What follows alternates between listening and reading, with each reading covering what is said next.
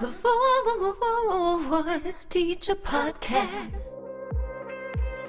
Welcome to the Voice Teacher Podcast. I'm Amy Geddes here with Sam Johnson and special guest today, Veronica Hodgson. Veronica is an incredible teacher. She runs a ginormous studio in Oklahoma, is it? Yes, Duncan, Oklahoma.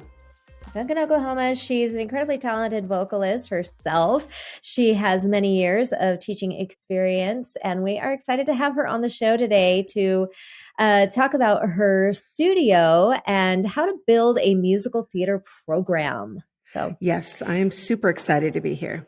So how did you get into teaching voice in the first place?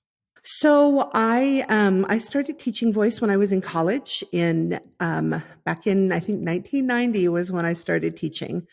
I was at BYU and just sort of did that to kind of supplement along with my singing. I had big plans to be an opera star, and my path just changed, and I found other loves along the way. But I have loved teaching for all of these years. So you were a vocal performance major? I was a vocal performance major at BYU, started out just doing opera. I moved to Oklahoma and was surprised to discover that not everybody wanted to sing opera here. So I had to kind of zig and zag. There was, people were very interested in pop and country and musical theater. So that's kind of the direction that I ended up going. do you think it would have been different had you moved somewhere else with like more of an opera culture? Was that even an option for you? Is there anywhere with an opera culture? I mean, I guess if you moved to Zurich. Kristen Chenoweth is from Oklahoma and she studied opera. Sure. And it definitely makes a difference where you are. And I think it would have. When I started my little studio we started in a proper studio space in 2011. Before that, I had been just teaching out of my home for many years. But when I started, I had this idea that we were going to have this sort of classical studio. I had a strings teacher lined up. I had winds teacher. I had piano instructor and a couple of other instructors. We just kind of threw in a drama teacher for good measure. And that was how we were going to start. And in the weeks before we opened, after I had, rented out this space, one by one, my teachers started dropping off and just had weird, somebody had a death in the family. Somebody moved to Houston. It was just all sorts of weird life-changing things. And so we ended up starting with me, one piano teacher, and then our drama teacher. And that really, I think, shifted everything. So it was a lot of it, I think, was happenstance. But I love where we are now. I love that we landed in this direction. Well, I think it's really awesome that you just recognized what the area that you were teaching in needed and kind of tailored yourself toward it. I think there was, I think there used to be a sense that in voice teaching that you listened to your voice teacher and you did exactly what they told you to do, and you sang the literature that they gave to you, and that was the way it was done. And I really had to have, and that was the way I was taught too. And I really sort of had to have a mind shift on that and realize, no, people are coming to me for me to help them to be the best singer that they can be, to be the best of themselves that they can be. And if I'm, trying to impose something else on them, then I'm not serving them. Okay, I kind of want to know about your business sense, like where that came in. And did you take business courses in college? Or because, as voice teachers, we often don't get a lot of business training. And I think that's why a lot of voice studios struggle, because they don't really understand how to run a business. They just think it's like, oh, sure, I'll just have a few people over to my house and teach them a few lessons. And, they don't really understand how dedicated they need to be or what steps they need to take to make it successful. So maybe share with us kind of your plan and how that grew and the steps that you took to develop your business. Sure. I knew nothing and I had no plan. How's that? Great. No, actually, my dad was an attorney, and I started working in his law office from the time that I was quite young. I learned some things about organization, and I was a very good writer which I think has helped me a lot. But really, I have made so many mistakes along the way. I think the best thing that I did was to get a very smart and good accountant, and he has helped a lot and sort of guided me along the ways, and helped me, sort of saved me from myself a few times, which is, I think it's really important to have good people around you. But no, they did not have, when I was in college, they did not have any business courses for singers, which seems like a huge gap in education, since a lot of singers will become studio teachers. Do you have any particular software programs that you use for I do. studio Yeah, organization? I do. Sure. Yeah. I use My Music Staff. It works well with us, mymusicstaff.com, and it's great. We're actually working on putting together a better website right now, but it does come with a website. It has calendaring, it has accounting, things on it. So for beginning, and it can grow to be as big as you want it to be, with as many teachers as you need on it, and as many students. So I think for someone who's just starting out, I think it would be a great thing. But it's really grown with us. It's really, it has the capacity to do almost everything we need it to do.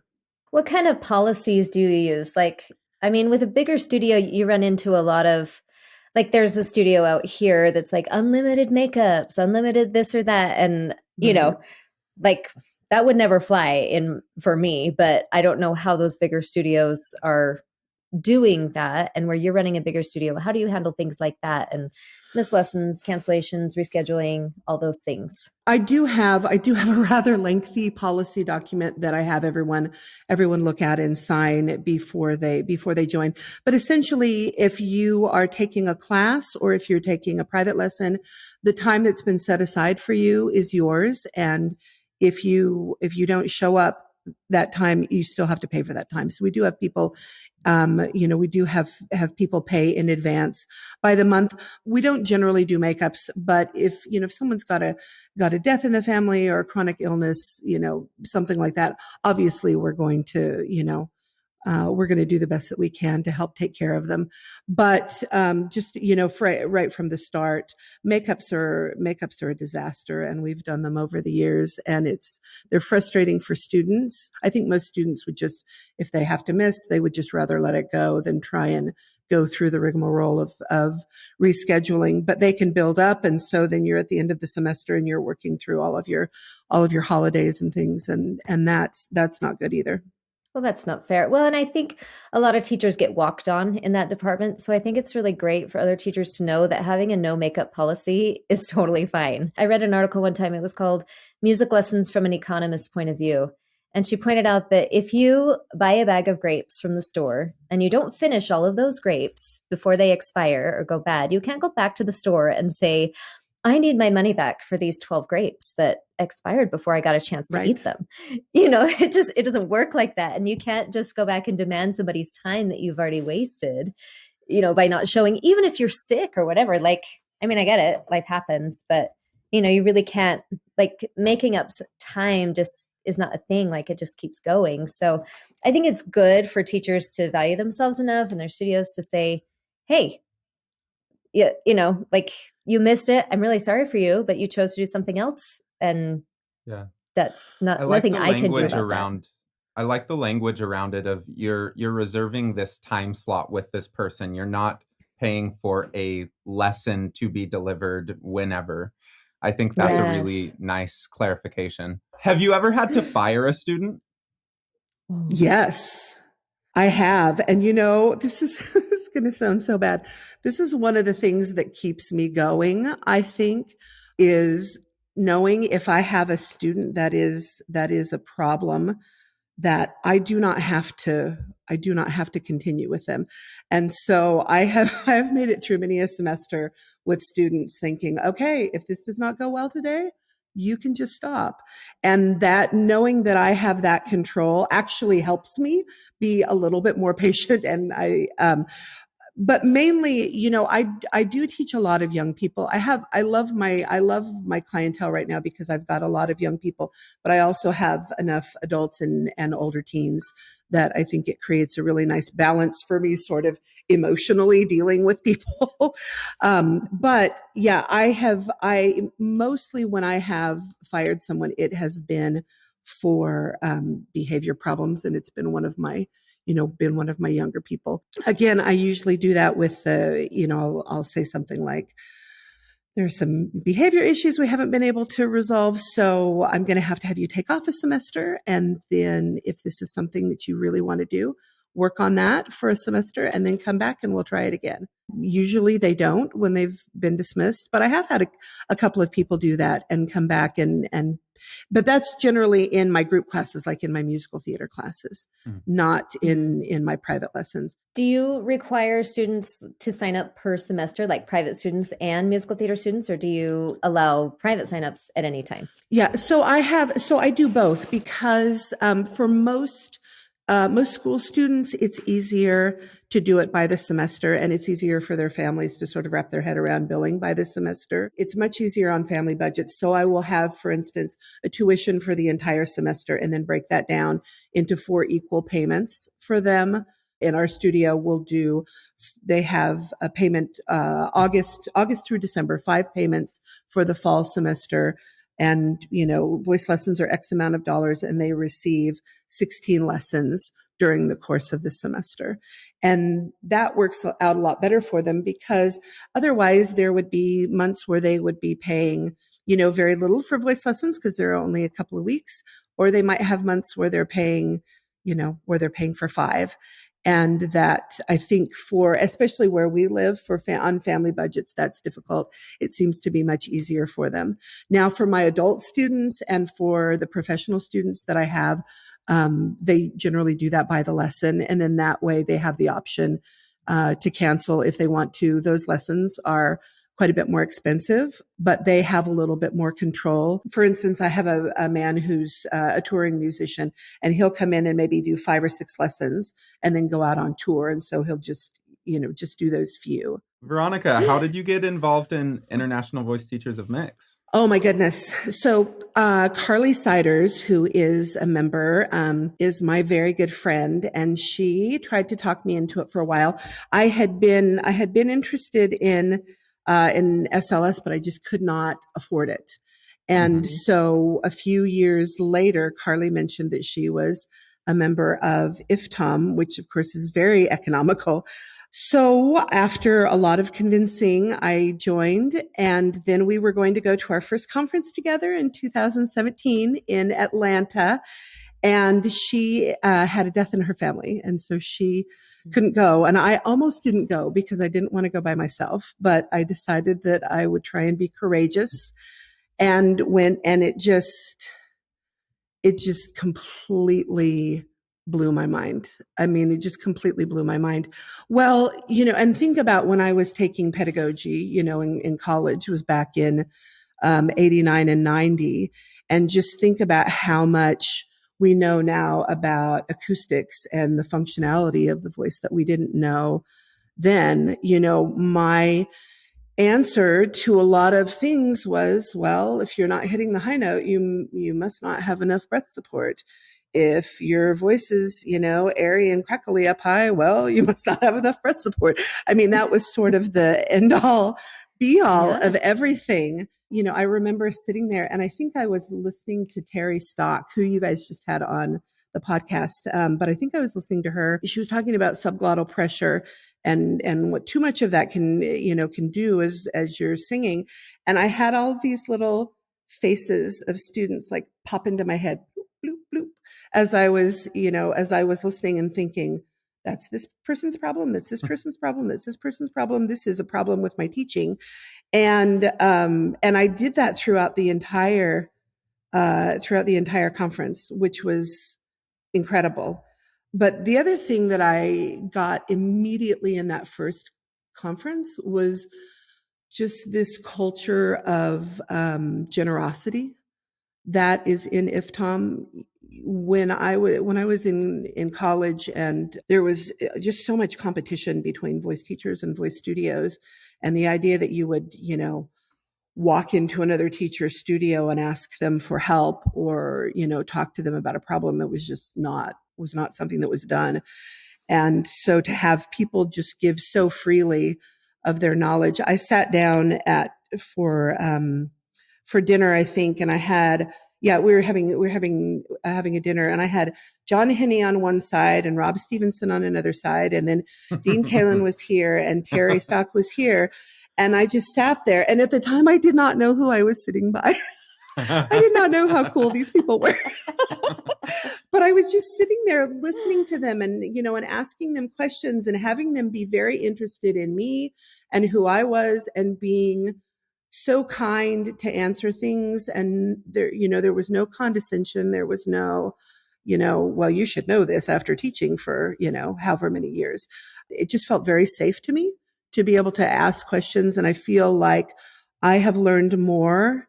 Well, quite frankly, I learned more in that conference than I did my entire college career.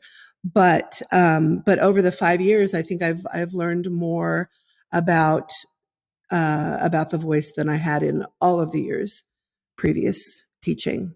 What was holding you back? Why were you afraid to join, or what made you kind of leery? Because you said Carly had to talk you into it for years.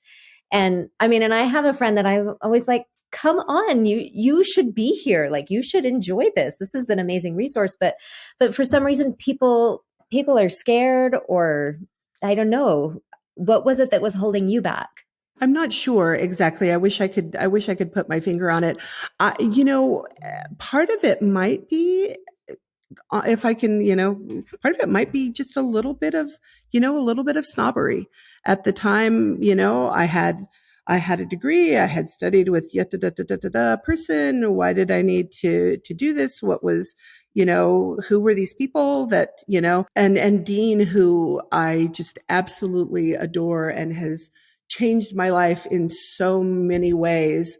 I remember just thinking, who is this guy and what are they talking about? And I read his book and stuff. And a lot of it was honestly so foreign from what I had worked on in school that I wasn't sure about the legitimacy of everything. Mm-hmm. And like I said, it took me 5 minutes at conference to realize, oh my gosh, what have I been missing? How have I, and I was humbled real quick. And I have since learned, that it just, you can have all the degrees in the world, but if you're not constantly learning and constantly checking yourself and constantly communicating with people who know more or have different ideas and who can challenge what you're doing, then you're really standing still and you're doing your students a disservice.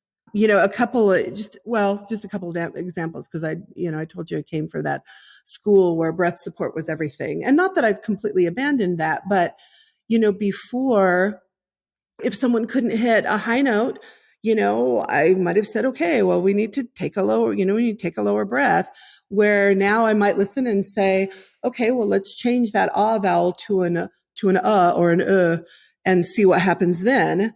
And with just that little bit of vowel tuning, all of a sudden that voice is up where it needs to be.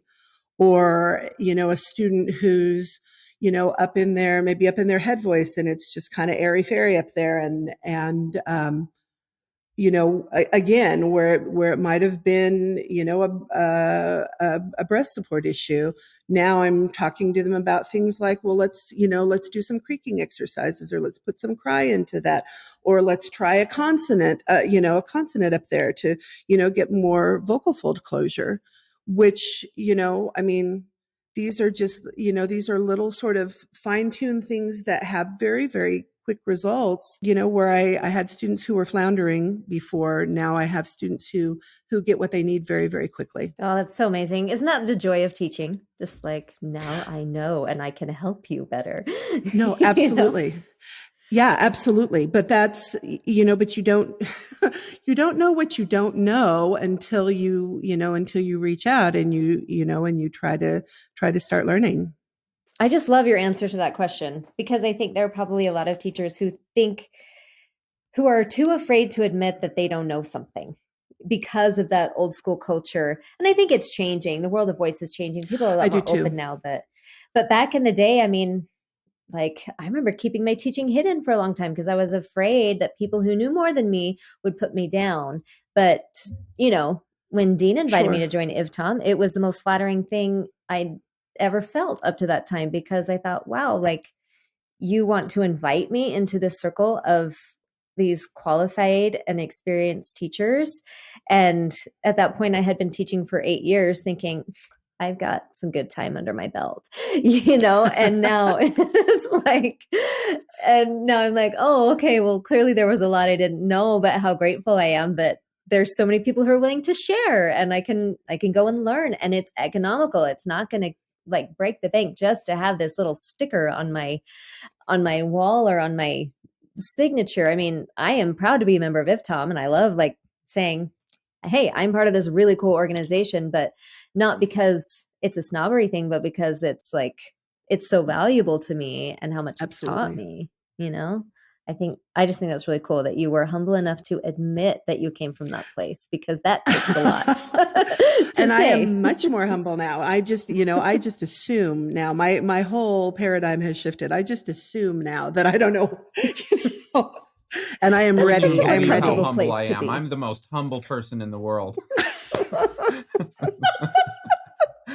Well, Sam, I learn things from you all the time. I love your reaction videos, and I have such a good time with them. I think I told you I watched the Adam Lambert video with a student a little while ago. We were working on some things, getting up into some higher notes, and that was really fun. So You're so nice. I learn from you guys all the time. Love I it. have one last question, and it's kind of a Yes. deviation, but if the technology was there and you were teaching yourself at age 19, what kind of stuff would you focus on?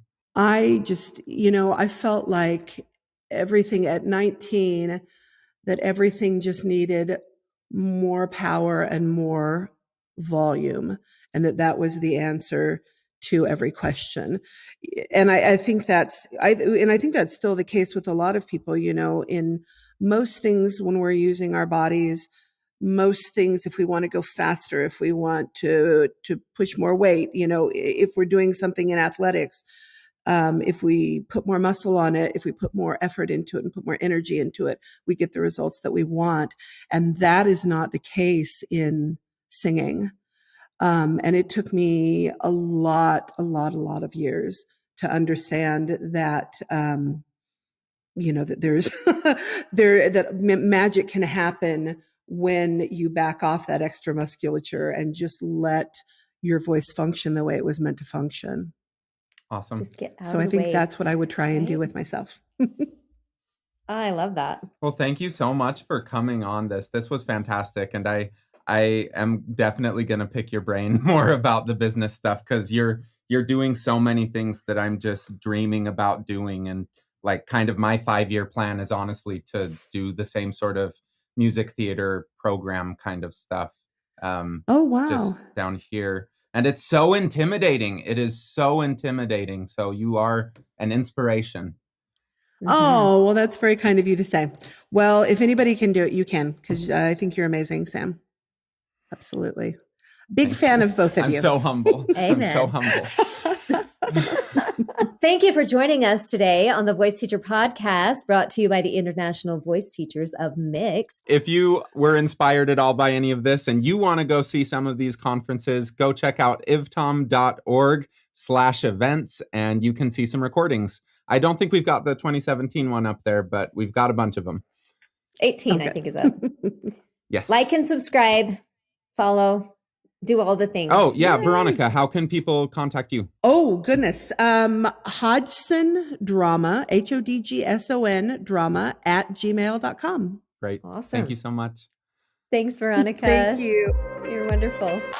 Thank you for listening to the Voice Teacher Podcast, brought to you by IFTOM, International Voice Teachers of Mix. Your co-hosts are Sam Johnson and Amy Geddes. Learn more about IFTOM at iftom.org and find Sam Johnson at vocalese.net and Amy Geddes at breakthrough-studios.com.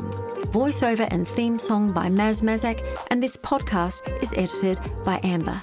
You have been listening to the Voice Teacher Podcast.